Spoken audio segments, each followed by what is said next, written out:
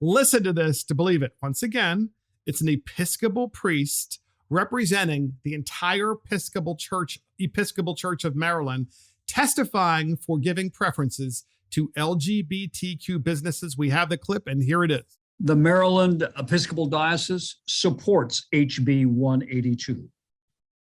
HB 182 requires the state to identify businesses and track the use of certified lesbian, gay, bisexual, transgender, and queer, LGBTQ, businesses on state procurement contracts.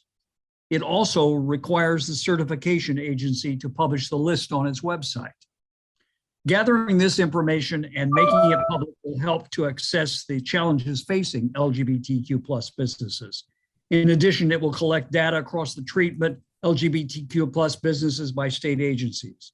This information will help to reveal discrimination by the agencies based upon sexual orientation or gender identity for LGBT businesses and residents of Maryland. Publication of this information can serve as a place where people throughout Maryland can find information pertaining to their region. So there you go. The Episcopal Church of Maryland has said, yeah, if you have a list and you check it twice, then you can choose people from this list based solely, hey, I'm going to choose my electrician based solely on the fact that, I want to hire 2 lesbians in my house.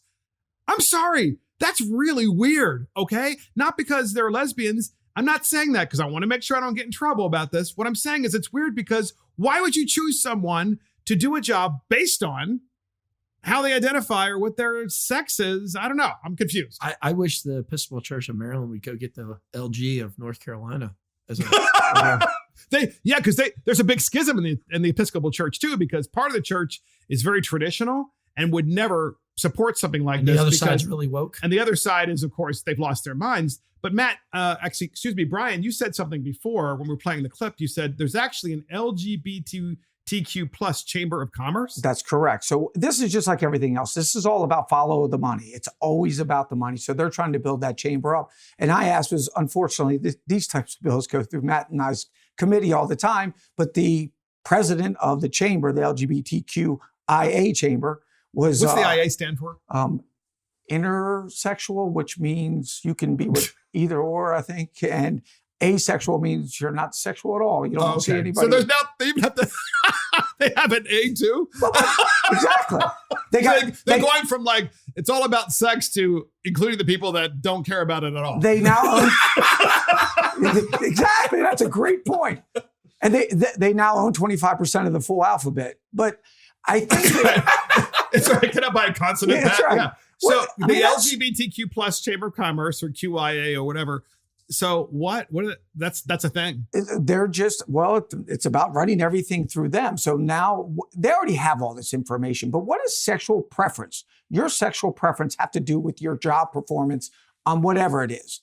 And why are we awarding state contracts based solely, or they're preferred, based on what you do in your bedroom at home or who you're holding hands with? Exactly. This is nuts. This is not the way that we should be spending taxpayer money. Matt, you got the final thought on giving preferences to LGBTQ businesses. Well, my wife is blonde, so I don't know if I need to put that. That's my preference. I don't know if I need to put that on my resume. Like blonde women? Okay. Yeah, I don't. So when you hire electricians, you want blonde women coming into your house? No, I want somebody that can actually wire my house and not let it burn down. Yes. Now, no matter how they look. Correct. Right? Yes, exactly. Correct. Yeah. That's so unique. That's so I need a qualified electrician, not a good looking electrician. I don't know. Well, it would be nice to have both, actually. But that's not really part of the requirement. If it just happens, it happens. Yeah, that's true. That's interesting. Yeah. I think if you had a good-looking blonde electrician working in your house, your good-looking blonde wife might have a problem with it. And that's the last word for Mark and the Millennials, and that's the dumbest bill in America. Thank you for joining Mark and the Millennials. This is Mark Fisher. Thank you to our producer, Christopher Hopkins, and our guests, Delegate Matt Morgan and Brian Chisholm. Check us out on iTunes, Spotify, YouTube, Facebook, Twitter, Getter, Truth, Social, Rumble, and our website. See you next time.